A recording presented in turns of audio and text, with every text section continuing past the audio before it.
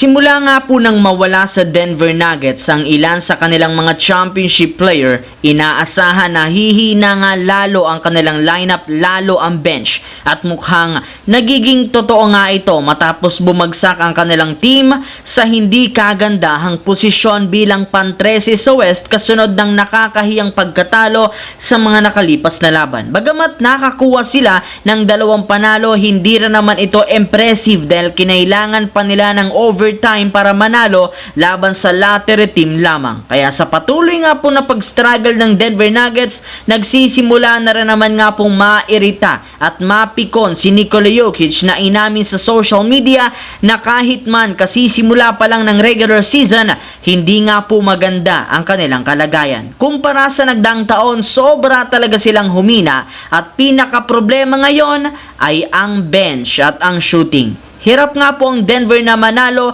dahil sa kakulangan nila ng mga role player na nag-aambag ng malaki off the bench. Maliban dyan, struggle rin naman sila sa shooting since iilan lamang ang merong mapagkakatiwalaang 3-point shooting.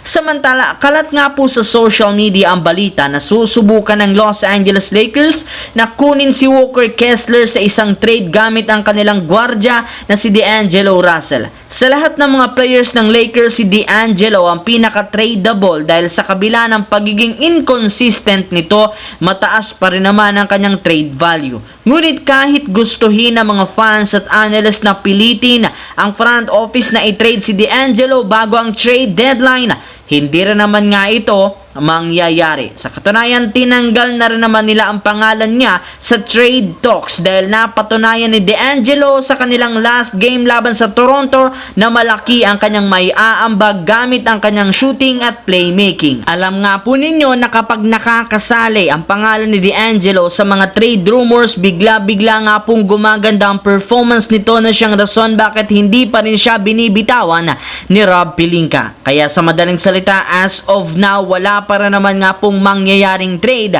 kay D'Angelo Russell. Sa kabilang banda, kung meron man nga pong isang team na sobrang namumroblema ngayon, walang iba kundi ang Milwaukee Bucks na tuluyan na nga pong bumagsak matapos silang magkaroon ng nakakahiyang start na 1 win, 5 losses bilang pangkulelat sa Eastern Conference. Hindi rin naman ganito ang inaasahan na mangyayari sa kanila dahil meron rin naman nga sila ngayong 2 legit na superstar na sina Giannis at Damian Lillard. Sadyang hindi lang naman ito nagiging sapat para makakuha sila ng panalo. Kaya aminado si Coach Doc Rivers, tagilid ngayon ang kanyang team dahil hanggang ngayon hindi pa rin naman nila nahahanap ang identity ng team. Sa kung sakali mang magpatuloy ang kanilang pagkatalo, dito na nga papasok ang kumakalat na balita sa internet na posible nga pong sabay na umalisin na Damian Lillard at Giannis Antetokounmpo sa Milwaukee Bucks. Sinabi nga po ni Giannis na once pumalpak ang lineup ngayon,